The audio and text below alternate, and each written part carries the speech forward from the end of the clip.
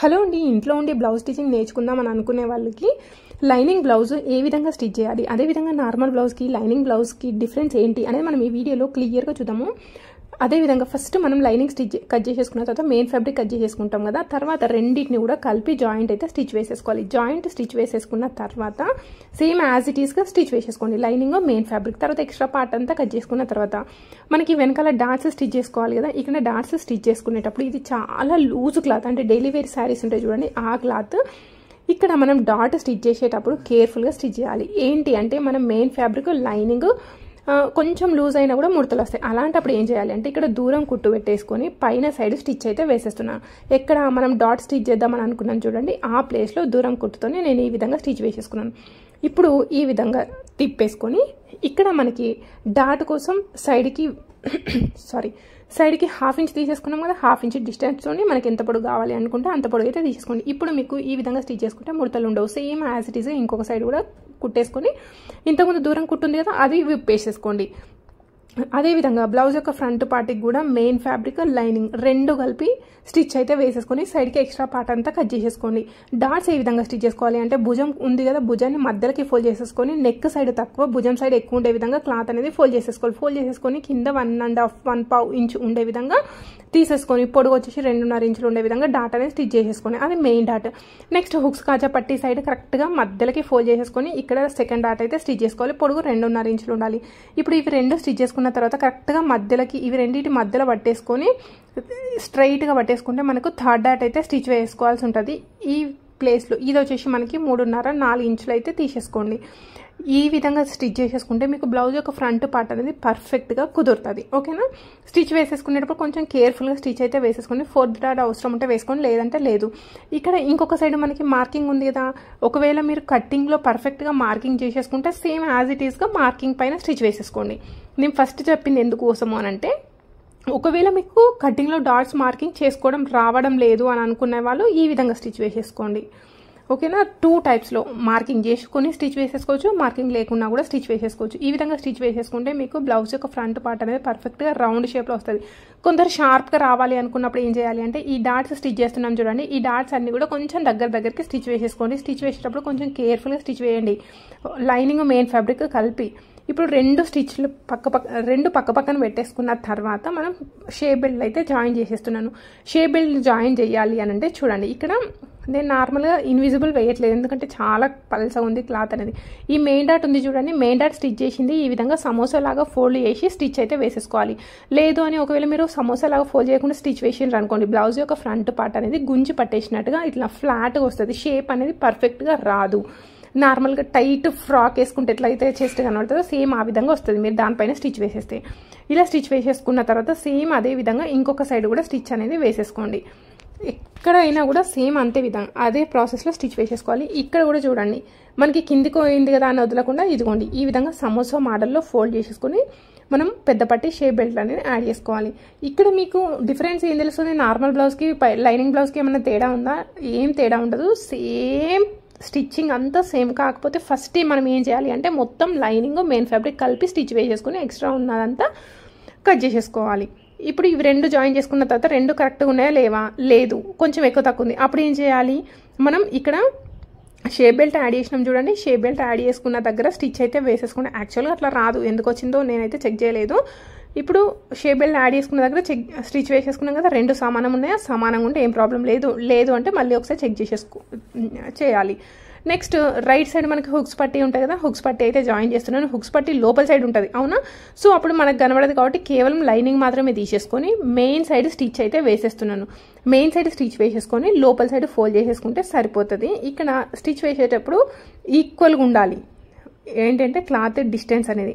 ఇప్పుడు ఈ విధంగా ఓపెన్ చేసేసుకొని మళ్ళీ ఒక స్టిచ్ కావాలి అంటే వేసేసుకోండి, లేదు అనుకుంటే డైరెక్ట్ ఫోల్డ్ చేసేసుకోండి, అది మీ ఇష్టం. ఇప్పుడు ఈ విధంగా తీసేసుకున్న తర్వాత చూడండి 1 టైం, ఇదిగోండి 2 టైమ్స్ ఫోల్డ్ చేసేసుకొని దీనిపైన మళ్ళీ ఒక స్టిచ్ అయితే వేసేసుకుంటున్నా, దూరం కుట్టు వేసేసుకోండి అవసరం ఉంటే.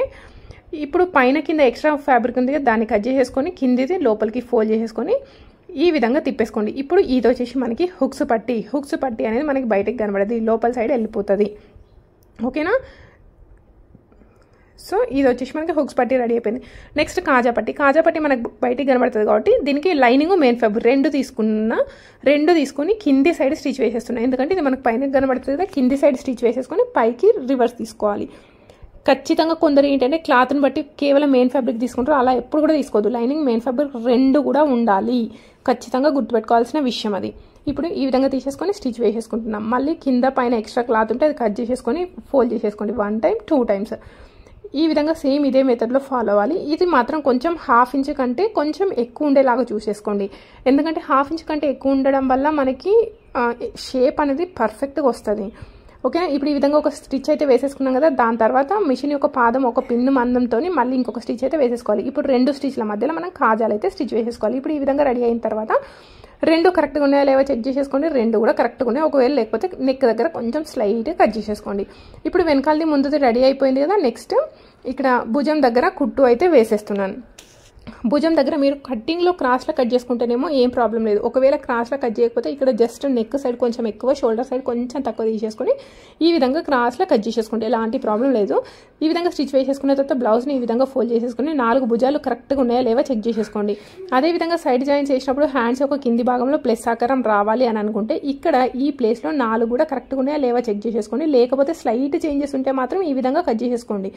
అప్పుడు మాత్రమే మనకు బ్లౌజ్ అనేది పర్ఫెక్ట్గా కుదురుతుంది. ఓకే. సో ఇప్పుడు హ్యాండ్స్ కోసం మనం లైనింగ్ అయితే జాయిన్ చేసి పెట్టేసుకున్నాము. ఇక్కడ షేప్ పర్ఫెక్ట్గా లేదు అనేసి నేను ఇక్కడ కొంచెం కట్ చేసేసుకున్నాను. ఈ విధంగా కట్ చేసుకున్న తర్వాత మిడిల్లో కచ్ మార్క్ తీసేసుకొని ఇదిగోండి ఈ విధంగా ఓపెన్ చేసేసుకొని నేను హ్యాండ్స్కి లోతు అయితే తీసేసుకుంటున్నాను. ఎందుకు అంటే నేను ఎప్పుడు కూడా హ్యాండ్స్ కట్ చేసేటప్పుడు లోతు తీయను, ఎందుకంటే రివర్స్ అయ్యే ఛాన్సెస్ ఉంటాయి కాబట్టి. ఓకేనా. ఇప్పుడు ఈ విధంగా తీసేసుకున్న తర్వాత లోతు తీసేది ఎట్ సైడ్ ఉండాలి, మనకి బ్లౌజ్ స్టిచ్చింగ్లో ఫ్రంట్ సైడ్లో ఉండాలి. అవునా. ఇప్పుడు చూడండి మనం హ్యాండ్స్ జాయిన్ చేసుకుందాం. ఇదిగోండి ఇప్పుడు లోతు తీసింది వచ్చేసి మనకి ఫ్రంట్ సైడ్లో ఉండాలి. ఇది జాయిన్ చేసేటప్పుడు మిడిల్లో కచ్ మార్క్ షోల్డర్ పైన కరెక్ట్గా పెట్టేసుకోండి. ఎంత పర్ఫెక్ట్ ఉన్న వాళ్ళైనా కూడా షోల్డర్ దగ్గర నుండి వెనకాల సైడ్ కానీ ముందు సైడ్ కానీ ఫస్ట్ స్టిచ్ చేయండి. స్టిచ్ చేసేటప్పుడు హ్యాండ్స్ క్లాత్ కానీ బ్లౌజ్ యొక్క క్లాత్ కానీ సరిపోవడం లేదు అని ఏది కూడా లాగి పట్టి తీసుకోవద్దు. జస్ట్ నార్మల్గా ఒక దానిపైన ఒకటి పట్టేసుకొని మాత్రమే పట్టుకున్నట్టుగా పట్టుకొని స్టిచ్ అనేది వేసుకుంటూ వెళ్ళిపోవాలి. అంతేగాని ఏ క్లాత్ కూడా మనం గుంజొద్దు. ఓకేనా, అర్థమవుతుంది కదా. ఇప్పుడు ఈ విధంగా తీసేసుకుంటే మీకు సన్న ముడతలు అయితే రావు. ఒకవేళ మీరు హ్యాండ్స్ క్లాత్ కానీ లేదంటే బ్లౌజ్ క్లాత్ కానీ మీరు లాగి పట్టినట్టయితే సన్న ముడతలు అయితే వచ్చేస్తాయి. ఇప్పుడు ఒకసారి స్టిచ్ వేసేసుకున్నాం కదా, సేమ్ మళ్ళీ ఫస్ట్ నుండి లాస్ట్ వరకు మళ్ళీ ఒక స్టిచ్ అయితే వేసేసుకోండి ఈ విధంగా. ఓకే. సో సేమ్ డిస్టెన్స్ ఉండాలి, లేదంటే మీకు చేతి యొక్క కింది భాగంలో ప్లస్ ఆకారం అయితే ఉండదు. సేమ్ అదే విధంగా ఇంకొక హ్యాండ్ కూడా స్టిచ్ వేసేసుకోండి. హ్యాండ్ స్టిచ్ వేసేసుకున్న తర్వాత ఇక్కడ నేను పైపింగ్ అనేది వేసేస్తున్నాను. అది కూడా సిల్వర్ పైపింగ్, నార్మల్ థ్రెడ్ పైపింగ్తో వేసేస్తున్నాను. చూడండి ఇక్కడ మీరు కనుక అబ్జర్వ్ చేస్తే నార్మల్ మిషన్, నార్మల్ పాదం, థ్రెడ్ పైపింగ్. చాలామంది ఏమంటారు మాకు రావడం లేదు అంటారు కదా. సో ఈ విధంగా మీకు ఎన్ని కావాలి అనుకుంటే అన్ని అయితే రెడీ చేసి పెట్టేసుకొని స్టిచ్ అయితే వేసేసుకోండి. కేవలం మీకు మిషన్లో సెట్టింగ్ ఏ విధంగా చేసేసుకోవాలి అనేది కనుక అంటే మీకు ఒకవేళ మీ మిషన్లో రాకపోతే సెట్టింగ్ ఏ విధంగా చేసేసుకోవాలి అనేది నేను ఆల్రెడీ ఒక వీడియో పోస్ట్ చేసినాను, అది నేను కింద డిస్క్రిప్షన్లో యాడ్ చేస్తాను చూడండి. సో ఇప్పుడు సిల్వర్ పైపింగ్ యాడ్ చేసుకున్నాం కదా. నెక్స్ట్ సేమ్ అదే విధంగా మనం గల్ల పట్టీలు కట్ చేసేసుకొని గల్ల పట్టీలు కూడా ఈ విధంగా రెడీ చేసి పెట్టేసుకుంటున్నా. ప్లస్ ఆకారం పెట్టేసుకుని క్రాస్లో స్టిచ్ అయితే వేసేసుకోవాలి. ఒకవేళ మీకు క్లాత్ సరిపోవట్లేదని స్ట్రైట్గా అయితే స్టిచ్ వేసేసుకోవద్దు. ఇప్పుడు ఈ విధంగా రెడీ చేసి పెట్టేసుకున్న తర్వాత సిల్వర్ కలర్ పైపింగ్ నెక్కి అయితే వేసేస్తున్నాను. నేను ఫస్ట్ ఎందుకు వేయలేదంటే క్లాత్ అనేది మరీ స్మూత్గా ఉంది కదా, కొంచెం షేప్ అవుట్ అవుతుందేమో, అది కూడా మళ్ళీ కొంచెం ఫ్లెక్సిబుల్ ఉంది కనబడుతుంది, ఎందుకు అంత రిస్క్ అనేసి తీసేసుకున్నాను. ఇక్కడ జాయిన్ చేసేటప్పుడు చూడండి మనం షోల్డర్ పైన హ్యాండ్స్ జాయిన్ చేసేటప్పుడు ఖర్చు ఎటు సైడ్ ఉందో ఇప్పుడు ఇది కూడా అటు సైడ్ ఉండే విధంగానే స్టిచ్ వేసేసుకోండి. మూలల దగ్గరకు వచ్చిన తర్వాత కనుక మీకు షేప్ అనేది పర్ఫెక్ట్గా రాలేదనుకోండి, అప్పుడు ఏం చేయాలి అంటే సూది అనేది కిందికి పెట్టుకొని మిషన్ యొక్క పాదం అనేది పైకి లేపి కొంచెం అడ్జస్ట్ చేసుకుంటూ స్టిచ్ అనేది వేసేసుకోండి. నేను చెప్పినాను కదా, లింక్ అనేది డిస్క్రిప్షన్లో యాడ్ చేస్తాను, అది చూడండి పైపింగ్ కోసం. ఓకే. ఇక్కడ నాకు ఆల్రెడీ ఎక్స్పీరియన్స్ ఉంది కాబట్టి నేను ఎక్కడ కూడా మిషన్ సూది కిందికి పెట్టి పాదం అనేది చేంజ్ చేయట్లేదు. ఒకవేళ మీకు రాని వాళ్ళు మాత్రం ఆ విధంగా ఫాలో అవ్వండి. ఇప్పుడు నేను ఇన్విజిబుల్ పైపింగ్ కాదు కదా, ఇది పైనుండి వేస్తున్నాను కదా. ఇప్పుడు ఈ విధంగా స్టిచ్ వేసేసుకున్న తర్వాత దీనిపైన సేమ్ యాజ్ ఇట్ ఈస్గా మనం నెక్కు ఏ విధంగా అయితే పైపింగ్ నెక్ లైన్ దాన్ని ఏమంటారు హెమ్మింగ్ పట్టి ఏ విధంగా అయితే రెడీ చేసి పెట్టేసుకుంటామో సేమ్ అదే విధంగా ఇక్కడ మళ్ళీ నేను సిల్వర్ కలర్ దానిపైన గ్రీన్ కలర్తోని ఒక స్టిచ్ అయితే వేసేస్తున్నాను చూడండి.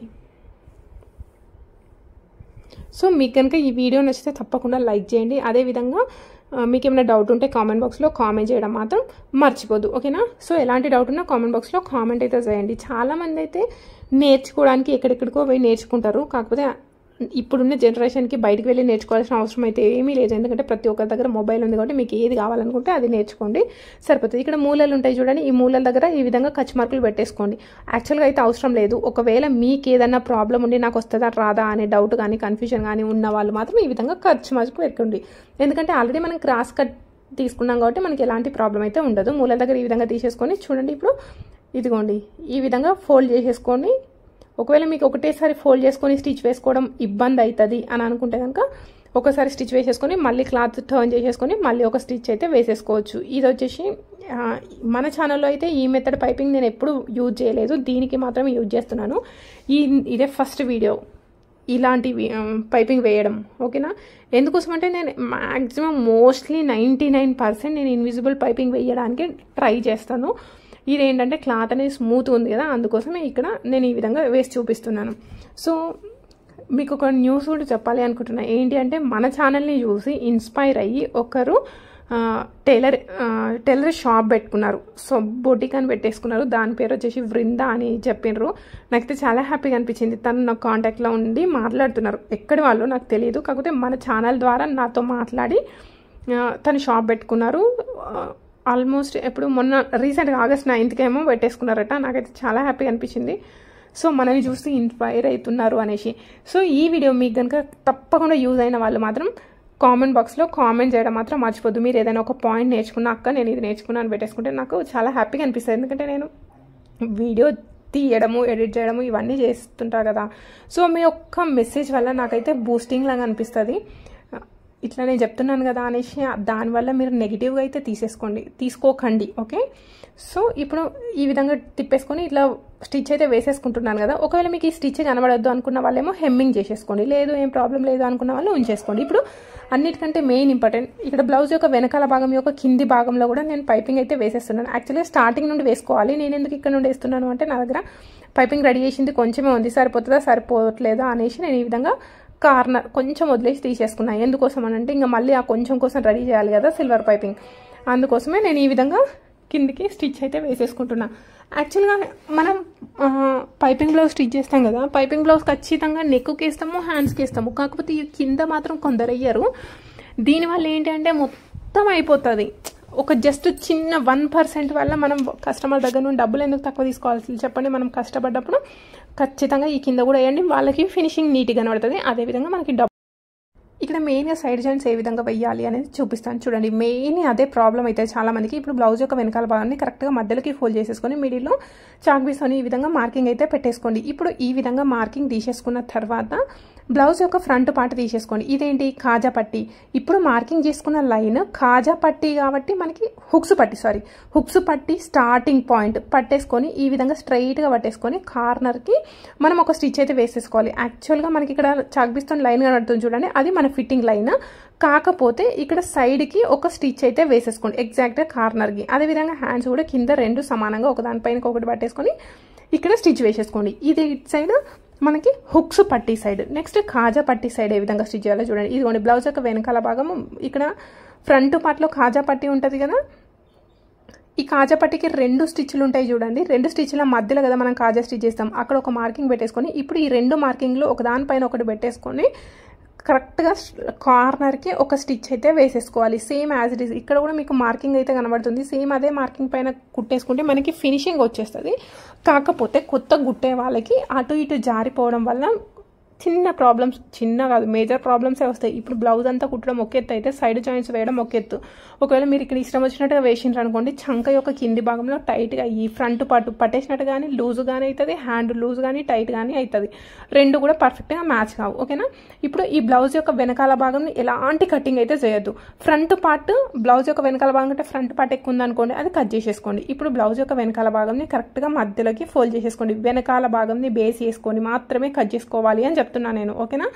ఇప్పుడు ఈ విధంగా కట్ చేసేసుకున్న తర్వాత ఇక్కడ లైన్ కనబడుతుంది కదా, ఈ లైన్ వచ్చేసి మనం బ్లౌజ్ కట్ చేసుకునేటప్పుడు మనం బ్లౌజ్ కట్ చేసుకున్నప్పుడు మార్కింగ్ పెట్టేసుకున్నాం చూడండి, అదే లైన్. ఇప్పుడు అదే లైన్ పైన వేసేసుకుంటే మనకి ఫిట్టింగ్ అనేది కరెక్ట్గా వచ్చేస్తుంది, ఓకే. నెక్స్ట్ హ్యాండ్స్కి ఇంకో చూడండి కింది సైడ్ ఉంది కదా, సేమ్ అవే తీసేసుకోండి. ఇప్పుడు మనం ఈ మార్కింగ్స్ ఉన్నాయి కదా, ఈ మార్కింగ్స్ని మార్కింగ్ పైన స్టిచ్ అయితే వేసేసుకోండి. హ్యాండ్స్ కూడా కావాలి అనుకుంటే ఇదిగోండి, హ్యాండ్ పైన ఒక లైన్ డ్రా చేసేసుకొని కట్ చేసేసుకుంటే సరిపోతుంది. సేమ్ యాజ్ ఇట్ ఈస్గా అదే లైన్ పైన మీరు స్టిచ్ అయితే వేసుకోవచ్చు. చూడండి నేను సేమ్ అదే లైన్ పైన స్టిచ్ అయితే వేసేస్తున్నాను, ఎలాంటి ప్రాబ్లం ఉండదు. కావాలి అనుకుంటే అటొకటి ఇటొక స్టిచ్ వేసేసుకున్న తర్వాత సైడ్కి ఫస్ట్ అటొకటి ఇటొకటి స్టిచ్ వేసేసుకోండి. ఫిట్టింగ్ లైన్ పైన వేసుకున్న తర్వాత కొలత బ్లౌజ్తో చెక్ చేసేసుకోండి. కొలత బ్లౌజ్తో చెక్ చేసుకున్న తర్వాత మాత్రమే మీరు సైడ్కి స్టిచ్ వేసేసుకోండి. ఎందుకంటే మీకు డౌట్ రావాలి. యాక్చువల్గా నాకు అయితే ఎలాంటి ప్రాబ్లం ఉండదు, ఎందుకంటే నేను ఆల్మోస్ట్ ఎప్పుడు ఇదే మెథడ్లో కట్ చేసుకుంటా కాబట్టి నాకు లూజ్ కానీ టైట్ కానీ రాదు. కొలత బ్లౌజ్తో పర్ఫెక్ట్ సేమ్ ఇదే మీ విధంగా వస్తుంది.